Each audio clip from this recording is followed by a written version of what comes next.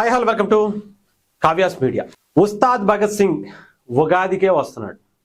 మార్చి 26 అనుకున్నాం ఉగాది తర్వాత వచ్చేటువంటి వీకెండ్లో ఉస్తాద్ దిగుతున్నాడు అని. బట్ ఉగాదికి ముందే, అది కూడా 19వ తారీఖే ఈ సినిమాకి సంబంధించినటువంటి రిలీజ్ డేట్ అఫీషియల్గా ఇప్పుడే బయటకు వచ్చినటువంటి పరిస్థితి అయితే కనిపించింది. ఎందుకు ఏంటంటే చాలా పెద్ద పాన్ ఇండియా సినిమాలన్నీ కూడా ఉగాది బరినే, అంటే ఉగాది వీకెండ్నే బేస్ చేసుకుని, అటు దురందర్ ఎంత పెద్ద హిట్ అయిందో మనందరికీ తెలుసు. ఇండియాలో ఒక సింగిల్ లాంగ్వేజ్లో అంత భారీ కలెక్షన్స్ అందుకున్నటువంటి సినిమా కూడా మనకు తెలుసు. అలాంటి ఆ సినిమా నుంచి పార్ట్ 2గా దురందర్ 2 కూడా మార్చి 18, 19 తారీఖుల్లోనే రిలీజ్ చేయాలని చెప్పి రిలీజ్ డేట్ కూడా అనౌన్స్ చేసినటువంటి పరిస్థితి. బట్ ఆ సినిమా కూడా పోస్ట్ పోన్ అయినటువంటి పరిస్థితి కనిపించింది. అలాగే కేజీఎఫ్ తర్వాత యష్ చాలా గ్రాండ్ గా రిలీజ్ చేయడానికి, పాన్ ఇండియా లెవెల్లో ఒక మ్యాసివ్ ఇంపాక్ట్ మరొకసారి చూపించడానికి ఒక సినిమాతో వస్తున్నారు. ఆ సినిమా కూడా పోస్ట్ పోన్ అయినటువంటి పరిస్థితి కనిపించింది. ఉగాదికి రావాల్సింది అది కూడా. సో ఆ వీకెండ్ ని భర్తీ చేయటం కోసం ఉస్తాద్ని ఏరి కోరి ప్రజలు, అలాగే థియేటర్ యజమానులు, డిస్ట్రిబ్యూటర్లు, ఎగ్జిబ్యూటర్లు అందరూ కూడా చిత్ర నిర్మాతల్ని, డైరెక్టర్ని వరుస ట్వీట్లతో కావచ్చు, ఫోన్ కాల్స్ తో కావచ్చు, లేదంటే మెసేజ్లతో కావచ్చు, దద్దరిల్లిపోయారు. వాళ్ళని ఉగాది బారిన దింపడానికి సిద్ధం చేశారని చెప్పాలి. అయితే దీనికి ఒక కొన్ని ఇబ్బందులు కూడా వచ్చాయి. సాధ్య అసాధ్యాలు నిన్నటి నుంచి మొన్నటి నుంచి కూడా జరుగుతున్నటువంటి ఈ చర్చకు ఈ రోజే ఇప్పుడే 11ంటికి ఫుల్ స్టాప్ పెట్టినటువంటి పరిస్థితి చిత్ర యూనిట్ నుంచి కనిపించింది. ఎందుకు అంటే ఒక పెద్ద ఛాలెంజెస్ ఉన్నాయి. సినిమాకి సంబంధించి బ్యాక్గ్రౌండ్ మ్యూజిక్, డబ్బింగ్ ఇవి ఇంకా సరిగ్గా పూర్తి అవ్వనటువంటి పరిస్థితి అయితే కనిపించింది. దానికోసం ముఖ్యంగా వాళ్ళు అందుబాటులో ఉన్నారా లేదా?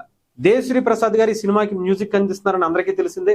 ఆయన ఎల్లమ్మ అనేటువంటి ఒక సినిమాలో హీరోగా, బలగం వేణు డైరెక్టర్గా ఎల్లమ్మ అనేటువంటి సినిమాలో దేవిశ్రీ ప్రసాద్ గారు హీరోగా నటిస్తున్నారు. ఆ సినిమాకి సంబంధించిన షెడ్యూల్స్ ఇప్పటికే ప్రారంభమైపోయి దాంట్లో చాలా బిజీగా ఉన్నారు. అలాగే డేట్స్ అడ్జస్ట్ చేయడానికి అక్కడ నిర్మాతల్ని కావచ్చు, వాళ్ళని ఇబ్బంది పెట్టేటువంటి పరిస్థితి ఉంటుంది. ఒక 1 వీక్ ముందే ఈ సినిమాకి సంబంధించినటువంటి బ్యాక్గ్రౌండ్ మ్యూజిక్ ఇవన్నీ చేయాల్సినటువంటి పరిస్థితి ఉంది. ఆయన ఆ షెడ్యూల్ నుంచి బయటకు రావడానికి కష్టం అవడంతో ఓజీ నుంచి మనకి ఎలాంటి ఇంపాక్ట్ ఇచ్చారో తెలుసు. పవన్ కళ్యాణ్ గారి ప్రతి అభిమాని రోమాలు నిక్కబొడుచుకునేలాగా బ్యాక్గ్రౌండ్ మ్యూజిక్కే బాపైనటువంటి తమన్ గారిని దింపారు చిత్ర యూనిట్ డైరెక్టర్ కావచ్చు, నిర్మాతలు అందరూ కూడా. ఎందుకంటే ఈ వీకెండ్ అనేది చాలా ఇంపార్టెంట్, లాంగ్ వీకెండ్ కావటం, ఒక మంచి మూమెంట్, ఇప్పటికే మంచి హైప్ వచ్చింది సినిమాకి.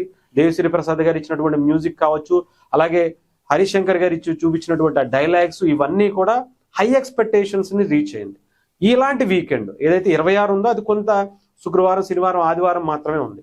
కానీ ఉగాది కూడా కావటం, వరుసగా వీకెండ్స్ రావటం అన్నీ కూడా ఈ సినిమాకి కలిసి వస్తాయనే ఉద్దేశంతో మార్చి 19వ తారీఖున వస్తే బాగుంటుంది అని చిత్ర నిర్మాతలే కాదు, ముఖ్యంగా ఫ్యాన్స్ అందరూ కూడా వరుస పెట్టి ట్వీట్లతో ఒక రేంజ్లో వాళ్ళు అడిగారని చెప్పాలి. నిజంగా వాళ్ళు కోరుకున్నారని చెప్పాలి. అన్న ఇది మంచి వీకెండ్ అన్న, హరీష్ అన్న మీరు రిలీజ్ చేయండి అని చెప్పి మైత్రి మూవీ మేకర్స్ని పవన్ కళ్యాణ్ గారిని ట్యాగ్ చేస్తూ, హరీష్ శంకర్ గారిని ట్యాగ్ చేస్తూ వరుస పెట్టి ట్వీట్లు చేశారు.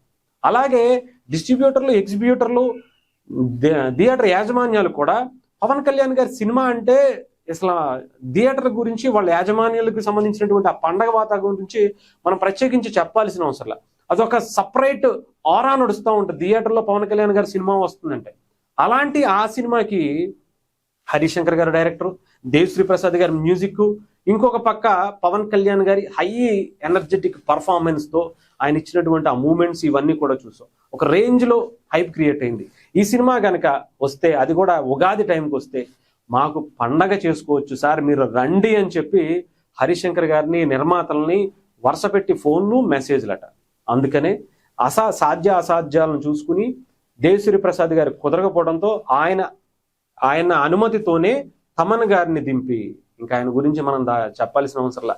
బీజిఎంకి బాప్ అని ఇందాక చెప్పా.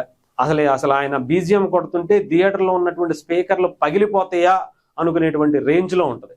అలాంటి ఆయనను తీసుకొచ్చి బీజిఎంఏ ఇప్పించడానికి ప్లాన్ చేశారట. అఫీషియల్గా అనౌన్స్ అయింది, నిన్న అనౌన్స్ అయింది. ఈ రోజు రిలీజ్ డేట్ కూడా అనౌన్స్ అయినటువంటి పరిస్థితి. ఈసారి ఉగాదికి ఉస్తాద్ ఓచకోత ఖాయం.